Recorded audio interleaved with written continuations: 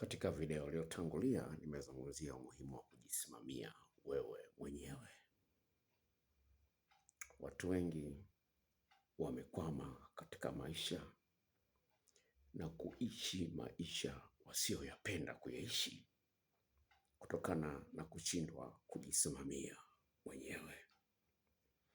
Katika video iliyotangulia nimezungumzia umuhimu wa kujisimamia mwenyewe mwishoni, lakini sasa hivi nataka nikupe maelezo ya ndani kabisa.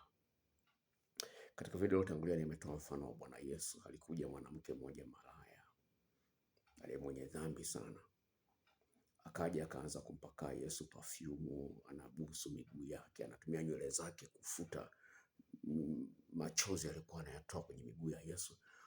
Watu wakuu wa dini wakasema kwamba Yesu angekuwa mtu wa Mungu angegundua huyu ni mwanamke wa aina gani.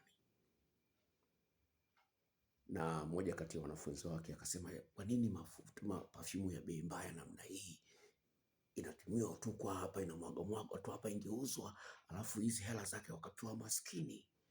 Yesu akamwambia, maskini mnao siku zote, lakini mimi ni special. Kwa hiyo lazima ujione wewe kwamba wewe ni special. Hilo la kwanza, kwamba Mungu anakuthamini akakuweka hai. Wangapi wamekufa wewe uko hai? Ulisoma nao, umekuwa nao. Unaona bwana? Kwa hiyo lazima ulione kwanza, ujione kwamba wewe ni mtu special, ni mtu muhimu. Ukuja hapa duniani kwa ajali. Kwa hiyo ukijiona ni special, hutaruhusu mtu yoyote akubabaishe. Awe ni bosi wako, awe ana hela kuliko wewe, au ni mzuri kuliko yeye, hutaruhusu mtu yoyote akubabaishe. Na kutokana na uspecial huo, ukijiona wewe ni wa kipekee mbele za Mungu, nani anayemzidi ukubwa Mungu? Kwa hiyo basi, mtu special lazima ajifunze kuweka mipaka. Kama vile taifa la Tanzania tuna mipaka. Huwezi ukaingia Tanzania bila kupata visa, kibali. Kwa hiyo ujifunze kujiwekea mipaka. Kuna watu ambao watataka kukutumia wewe kwa faida zao. Sasa usipowekea mipaka watakutumia.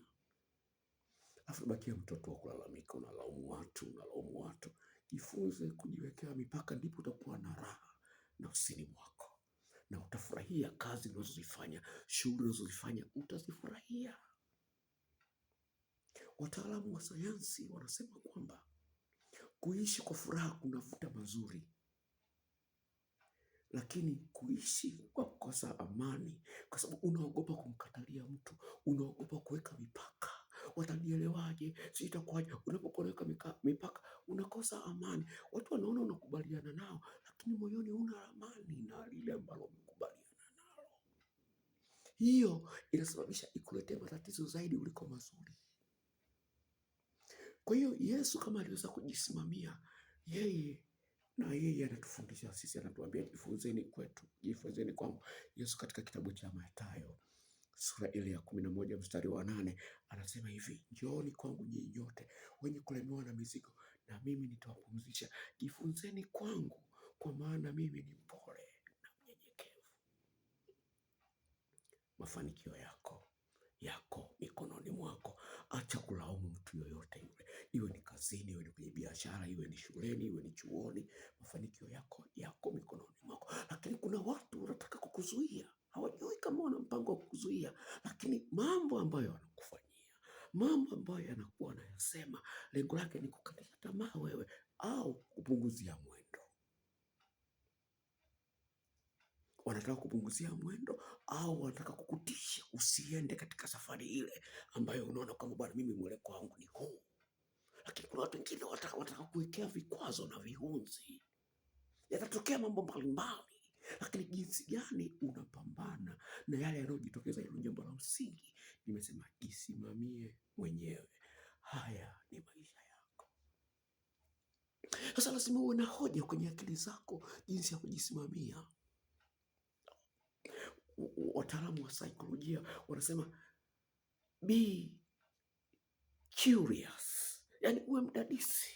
Unapoliona jambo limetokea, hata likiwa gumu namna gani, usipaniki, ili akili yako ifanye kazi vizuri, kwa sababu unapopanic, sehemu ya ubongo ambayo ina uwezo wa kufanya unaita reasoning capacity, uwezo wa kufikiria jinsi gani ya kuruka kikihunzi, inafunga kazi.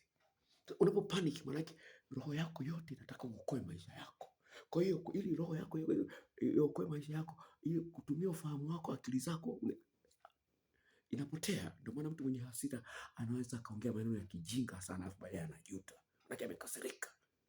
Sasa ile sehemu ya ubongo ya akili inaitwa prefrontal cortex inafunga, haifanyi kazi, inakuwa offline. Kwa hiyo jifunze usipaniki, yani uwe na mtazamo kwamba haijalishi kumetokea kitu gani, all is well, mambo yote yatakuwa shwari tu, ni swala la muda tu, ni swala la muda, mambo yote yatakuwa shwari, ni swala la muda. Yesu akasemaje? Nimezungumza kwenye video iliyotangulia, huyu Mungu anaitwa Yesu akasema hivi, ulimwenguni mnayo, akasema hivi, alianza hivi, nimekumbuka, alianza hivi, asema saa inakuja ambapo nyinyi wanafunzi wangu wote mtanikimbia, mtaniacha peke yangu. Saa anasema ni Yohana sura ya 3 kuanzia mstari wa 20. Kuanzia mstari wa 30 hadi 33 ya Injili ya Yohana 16 sura ya 30 hadi 33, kutana maneno haya. Akasema hivi, saa inakuja ambapo nyinyi nyote mtanikimbia, mtaniacha peke yangu, lakini siko peke yangu, Mungu yuko pamoja nami. Akasema ulimwenguni mnayo dhiki, lakini jipeni moyo, kwa maana mimi nimeushinda ulimwengu. Sasa hivi asema mtakimbia, lakini mimi najua huyu Mungu aliyeniumba mimi ni special. Asema jipeni moyo, kwa maana mimi nimeushinda ulimwengu.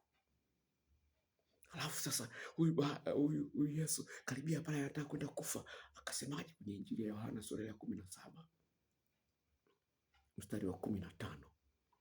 Akasema hivi, anaomba kwa Mungu, anasema Mungu, siombi waondoe hapa duniani, ila naomba uwalinde na yule mwovu. Unaona Yesu akasema kwenye Yohana 16, akasema ulimwenguni mnayo dhiki, lakini wakati anaomba anamuomba Mungu baba yake, anasema Mungu, siombi kwamba uwatoe hapa duniani, lakini uwalinde na yule mwovu. Haleluya! Hasa ni jinsi gani unaweza kulindwa na Mungu? Ni jinsi gani unaweza kulindwa na Mungu? Lazima mruhusu Mungu akulinde. Mungu akulinde watu ovyo ovyo. Lazima mruhusu Mungu akulinde, na huyu Mungu ni wa amani. Akazungumza Mungu kwenye kitabu cha Mithali sura ya 4 mstari wa 23, akasema hivi, linda moyo wako kuliko vyote unavyolinda, kwa maana humo ndimo ambazo zinatoka chemchem za maisha yako. Haleluya! Akasema linda moyo wako, usilinde kazi yako, usilinde mume wako, usilinde watoto wako, linda moyo wako. Akasema linda moyo wako. Kwa hiyo moyo wako unapokosa amani, umemfungia Mungu njia ya kukusaidia. Ukisoma Wakolosai sura ya 3 mstari wa 15, anasema hivi, amani ya Kristo iamue mioyoni mwenu. Wakolosai 3:15, anasema hivi 15 mpaka 16 pale. Anasema hivi, amani ya Kristo iamue ili kuongoze. Amani ndio itakuongoza. Ukikosa amani, tayari unakosa mwongozo, unakosa mwelekeo. Kuna hali huipendi, kuna hali huitaki katika maisha yako, lakini sasa ili uweze kuiondoa hiyo nafasi hiyo, lazima ujione kwanza wewe ni special. Sasa ukiwa special, usiogope maneno ya watu, usiogope maneno ya mtu. Nimezungumza uwe na mambo akilini ya kusaidia kupangua magoli ya kona yanaporushwa. Uwe na akili, ni akili yako uweze kuweza kupangua vitu.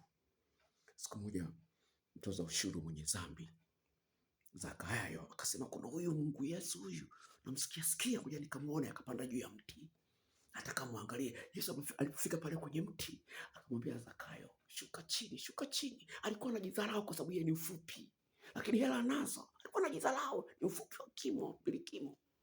Akamwambia Zakayo, shuka, leo naingia nyumbani kwako.